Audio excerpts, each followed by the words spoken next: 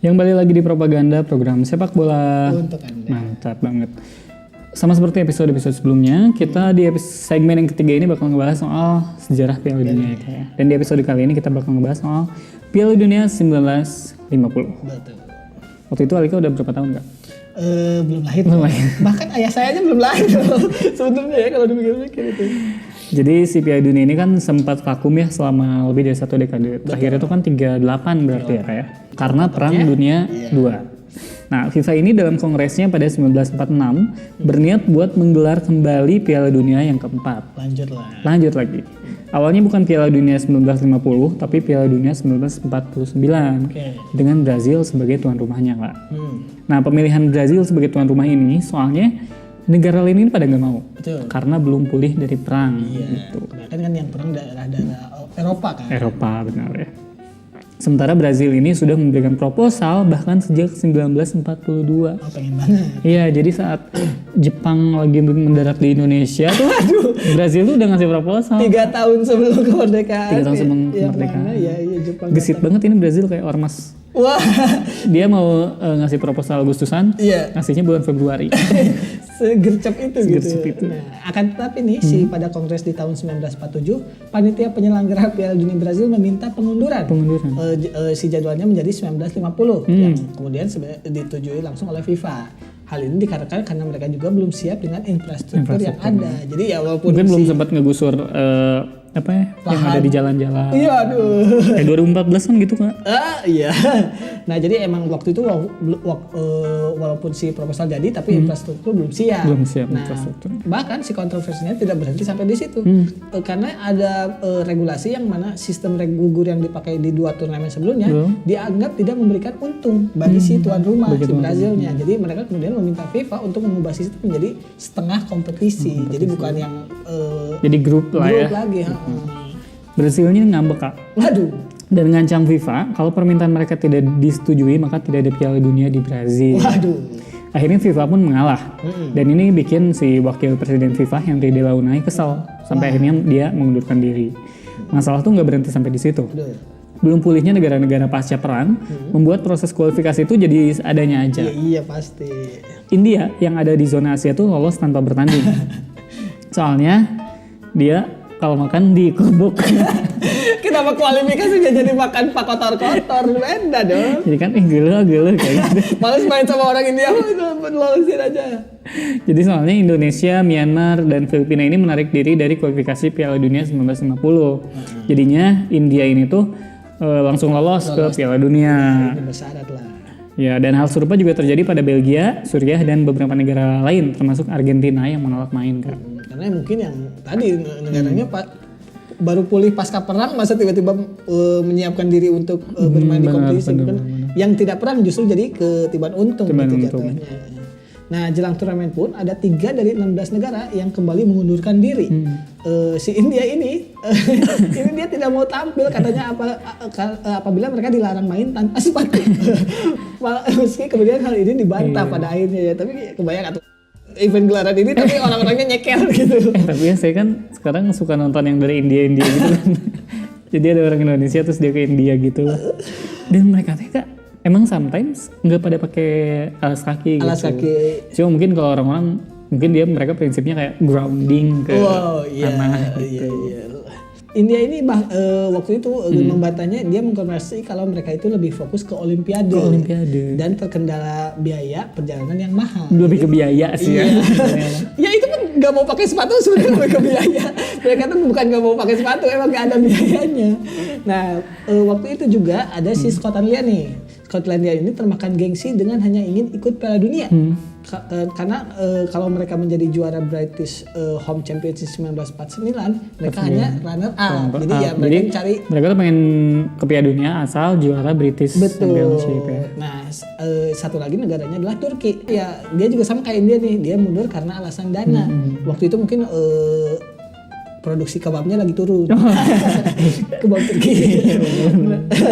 Ada juga Italia nih, satu lagi karena hampir tidak ikut karena dikarenakan separuh skuad mereka ini aduh saya lagi ketawa-tawa Jangan ketawa, ini konteksnya. maka serius, Kak. Si Italia ini waktu tahun itu tidak hampir tidak ikut karena dikarenakan separuh skuad mereka tewas nih akibat tragedi Superga. Iya benar ya. Cuma kalau yang Turki itu mungkin dulu belum ada Kapadocia ya. Belum ada tuh balon-balon udara. Belum ada. Nah, Piala Dunia 1950 ini cuma diisi sama 13 negara. Yang mana klubnya jadi nggak lengkap di grupnya, Kak. Iya, Misalnya, grup C cuma 3 peserta, sementara grup D itu cuma 2 peserta. Akan tetapi, di Piala Dunia keempat ini Inggris tuh tampil untuk pertama kalinya. Iya, sebelum-sebelumnya kan si Inggris gak mau tuh di Piala Dunia. Nah, The Three Lions waktu itu disebutnya sebagai Raja Sepak Bola. Karena kan emang digadang-gadang sebagai awal mula sepak bola dari Inggris ya. Nah, skuad mereka waktu itu diisi oleh nama-nama pemain hebat yang berisi seperti nama-nama seperti Tom Finney, Stanley Matthews, Bill Nicholson, Star Mortensen, serta Alf Ramsey. Nah, mewahnya isi skuad mereka juga membuat Inggris dijalankan atau digadang-gadang lah sebagai calon juara nih. Calon juara meskipun lebih susah nyalonin jadi kades. Wah, biasanya agak berantem sama kelompok satu. Politiknya tuh lebih keras. Nah, waktu itu skuad asuhan pelatih Walter Winterbottom mengawali langkah mereka dengan baik saat mengalahkan Chile yang waktu itu kekuatan sepak bola juga dengan skor 2-0. Itu pelatihnya dari temennya SpongeBob. Bukan dong, Walter Winterbottom tuh bukan ini bikin atau temennya Neville. Neville Longbottom ada kayaknya emang di Inggris ya. Nah, di pertandingan kedua Inggris ini bertemu dengan Amerika Serikat. Oke. Kemenangan di pertandingan pertama lawan Chile ini bikin kepercayaan diri mereka meningkat dong. Iya. Karena kan Amerika tuh di bawah Chile ya. Harusnya. Entah terlalu percaya diri atau gimana, tapi salah satu staf Inggris yaitu Arthur Drury, seperti dijelaskan di bukunya The Story of World Cup, meminta Walter ini mengistirahatkan bintang mereka, yaitu Stanley Matthews. Nah, di pertandingan itu Inggris ini bikin banyak peluang. Tapi semuanya mentah di tangan Frank Borghi. Soalnya dia nggak bisa masak. Enggak kok. Kalau nggak bisa masak nggak akan mungkin mentah. Nggak mentah itu istilah dia nggak bisa memasukkan gol dong. Itu jadi inget ini Kak, ada teman saya dia ngepost daging steak. Terus dia bilang tuh, kalau saya prefer medium rare. Oh, ini tingkatan ada steaknya. Tingkatannya ya. Kan kalau yang matang tuh well done. Alika tau nggak kalau rendang itu apa? Itu mah overcook.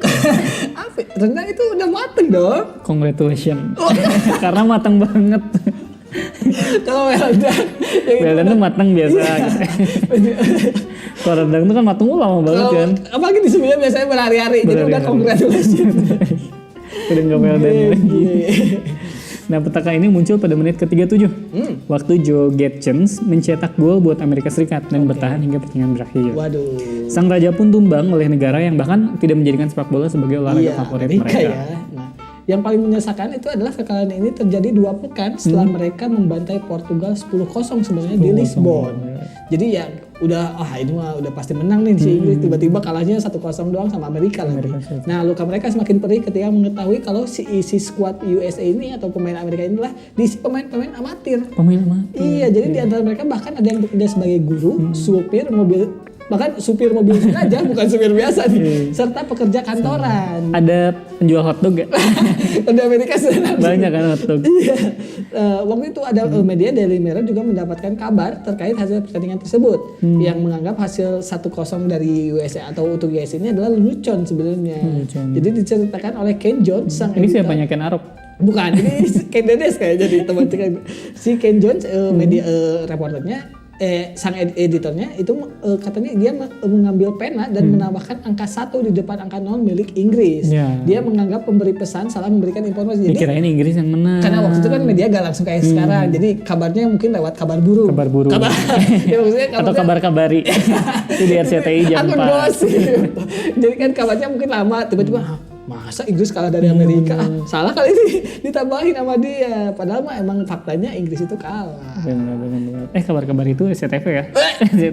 SCTI bener. SCTI bener ya? Cek and dicek juga SCTI kan? Ya aduh, kenapa jadi aku gosip nih? Nah, setelah fase grup Piala Dunia 1950 rampung, muncullah 4 negara yang masuk grup final. Jadi juaranya tuh di setengah kompetisi itu Kak, ada 4 tim. Yang permintaan Brazil tadi. Dan Brazil. Ada Uruguay, Brazil, Swedia, dan juga Spanyol. Setelah 2 pertandingan, Brazil ini memimpin grup dengan 4 poin dari 2 kemenangan. Kenapa 4 poin? Karena waktu itu tim yang menang tuh cuma 2 poin. Jadi seri 1. Ya. Dan Uruguay itu ada di bawah dengan 3 poin. Keduanya bertemu di pertandingan terakhir dengan hasil seri aja tuh udah cukup buat Brazil buat jadi juara. Dia 4-3 kan. 4-3. Nah, si euforia Brazil ini terlihat meski laga final itu belum dilangsungkan.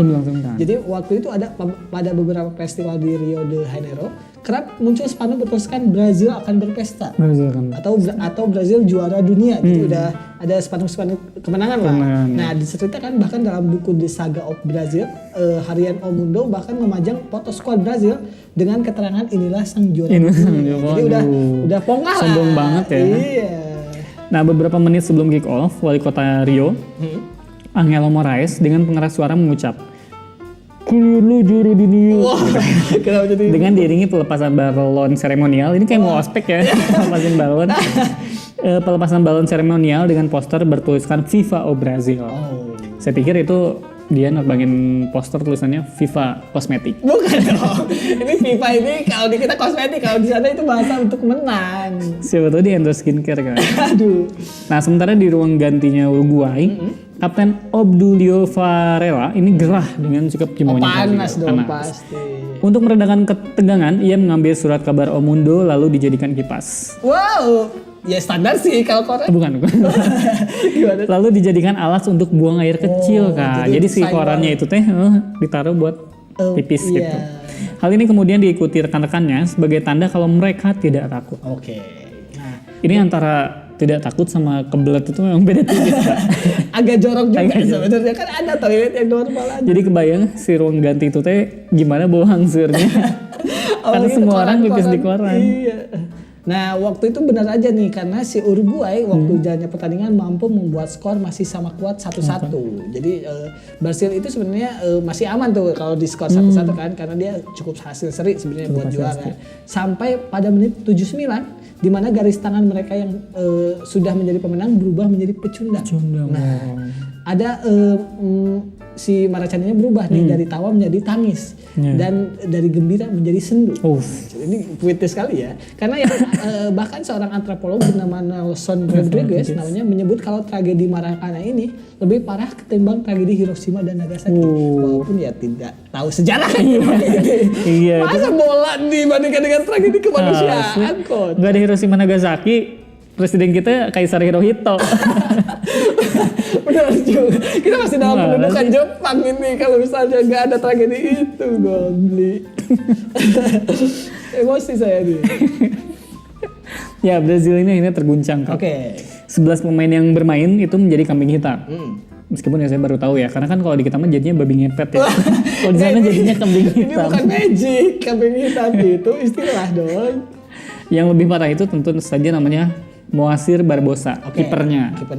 Ia menjadi terpidana seumur hidupnya. Waduh, dia dianggap kriminal. Dianggap kriminal. Kegagalan Moacir ini bikin Brazil tidak ingin menggunakan penjaga gawang berkulit hitam. Sampai akhirnya dimasuklah Dida pada Piala Dunia 2006. Iya, dan itu lama banget kan berarti itu. Aduh.